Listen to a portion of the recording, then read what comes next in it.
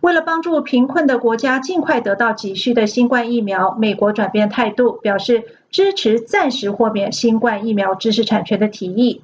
这项提议是南非和印度在去年10月向世贸组织提出的，在印度疫情凶猛反扑的背景下，正在得到越来越多的支持。那豁免疫苗知识产权能不能加快全球疫苗供应？要如何确保疫苗的质量？又要如何防止假疫苗趁虚而入？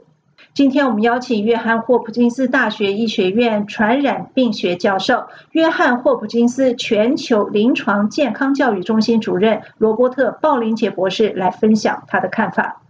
Dr. Bollinger, thank you so much for being here. You're welcome. So first, could you explain to us what a temporary waiver of international property rights mean? As many of us understand, once the industrial designs, confidential information, and the trade secrets are shared, they become public property permanently. Is that right? Well, what my understanding of the temporary waiver is the waiver to prosecute the sharing of information that's proprietary with other companies and other countries. And so the idea is that, at least the intention is to make sure that we accelerate the ability of countries that don't have vaccine capacity to make a lot more COVID vaccines. When we say temporary, waiving the IP protection, and then when the information and trade secrets is shared, how temporary is it? Those countries got the information, they'll have it forever. So, no, my understanding is that's the temporary waiver is waiver for enforcement, the legal enforcements and the fines that go with the TRIP agreement. So you're right that temporarily there might be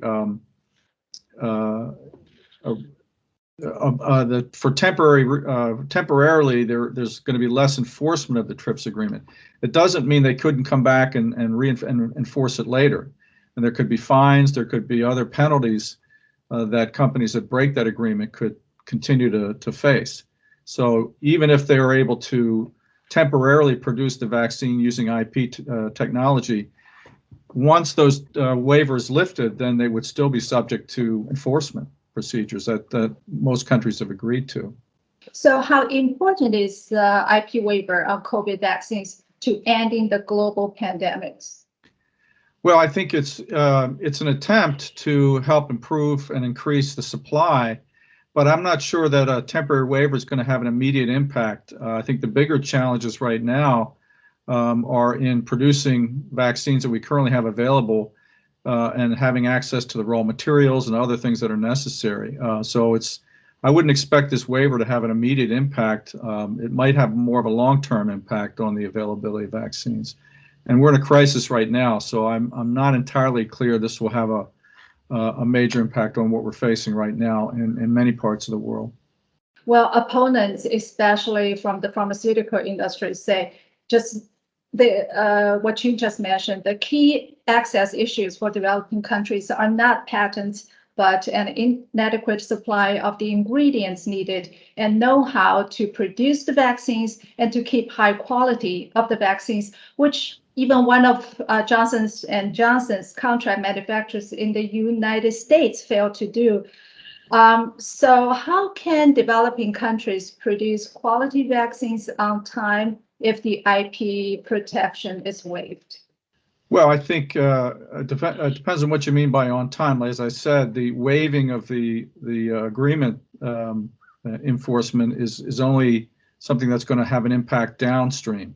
But if there's an immediate need right now for billions of vaccines, it's going to take many months just to ramp up the production. You've got to build new facilities. There's a lot involved in producing high quality vaccines beyond just the waiver. But I do think that we have to do everything we can. Certainly in the United States, we have it's in our own best interest to increase the access to vaccines globally, because the whole country depends on the world's economy as well. And if we don't control this epidemic in the rest of the world, it's going to be difficult to control it here over the long term. But some critics say that waiving the vaccine IP protection would foster the proliferation of counterfeit vaccines. So what safeguards should we take? How concerned are you? Well, listen, we have a problem with counterfeit drugs and vaccines right now, even with the waiver in place, with the restrictions in place. So I'm not sure that the waiver is going to have an impact on that, because people that want to produce, companies that want to produce, counterfeit vaccines are going to do that regardless of the waiver, I would think. So we have other safeguards in place to monitor that, and I think each country and each region and groups like the WHO need to put procedures in place to monitor the quality not only of these vaccines but drugs as well. So while the U.S. Support of the IP waiver of COVID vaccines is a great act of humanity, some say, just like you mentioned, it takes a long time to get the required global consensus, and it also won't see the immediate effect on the global supply of the vaccines.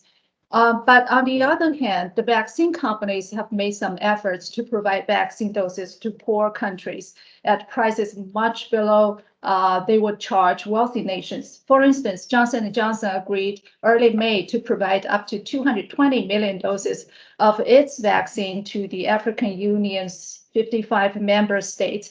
It also agreed to provide up to 500 million vaccine through 2022 for low-income countries via the vaccine allies. Do you think these efforts are more pragmatic? Well, it's certainly a good start, but listen, we need billions of vaccines, not millions of vaccines, not even tens of millions. We need billions of vaccines to provide access to the populations that need it. So we have to come up with some strategies beyond just simply donating 50 million vaccines here or even 500 million doses in order to really control this epidemic. We have to increase access in general to vaccines, increase the ability of countries to produce vaccines for themselves locally instead of depending entirely on foreign donations. You said waiving the IP protection is also in the interest of the U.S. That's correct. But some people are concerned that waiving the IP protection on COVID vaccine would hand the sensitive technology to China and Russia. What safeguards should the U.S. take to prevent the erosion of the advantages of the U.S. pharmaceutical industry? Well, let me clarify. I don't think I said that waiving the vaccine, waiving this agreement is in the best interest of the United States. What I said is increasing access to these vaccines in whatever way we can is in the best interest of the United States. And this waiver is perhaps one of multiple tools that could help potentially increase the access over time, but certainly not the only thing we need to do. And as I said before, we need to monitor the quality of these vaccines, no matter who makes them, whether they're made by pharmaceutical companies in the US or Europe, or whether they're made by generic manufacturers in other countries. It's important to monitor the quality regardless of who's manufacturing these vaccines. So does the developed world have the manpower to monitor the quality of the vaccines produced in poor countries?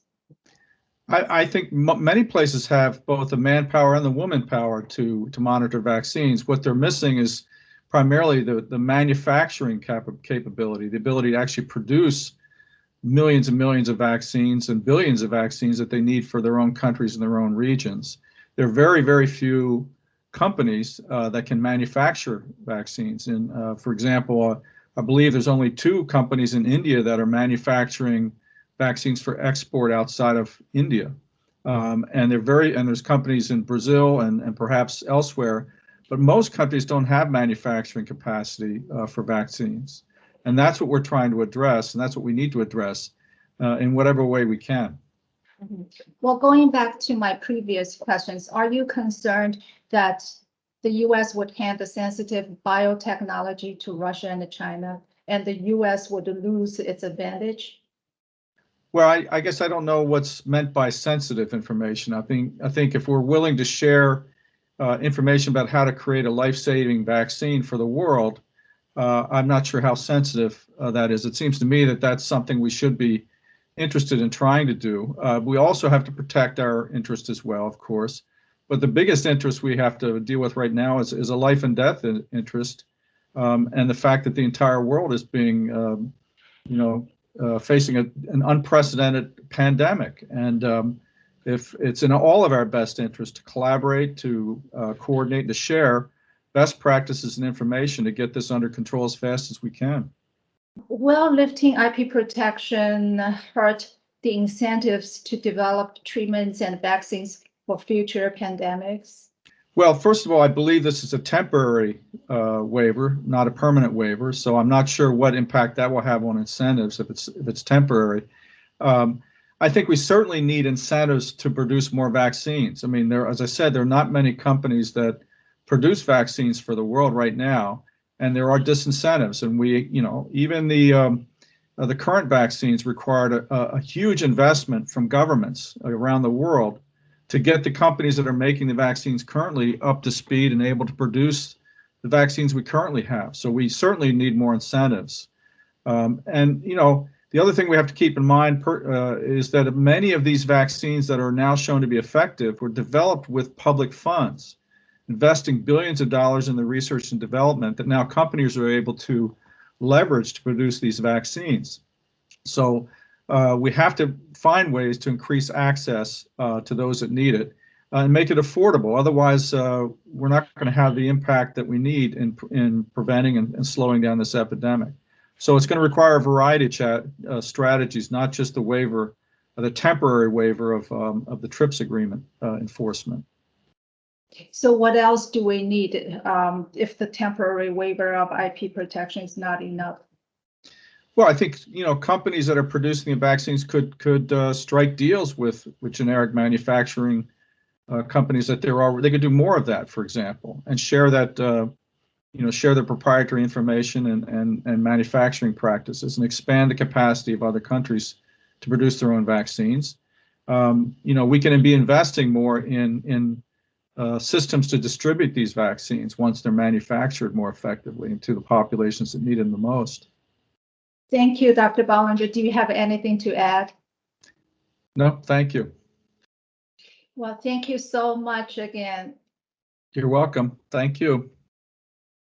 非常感谢约翰霍普金斯大学医学院传染病学教授罗伯特·鲍林杰博士分享他的观点。来宾发表的都是个人意见，并不一定代表美国之音。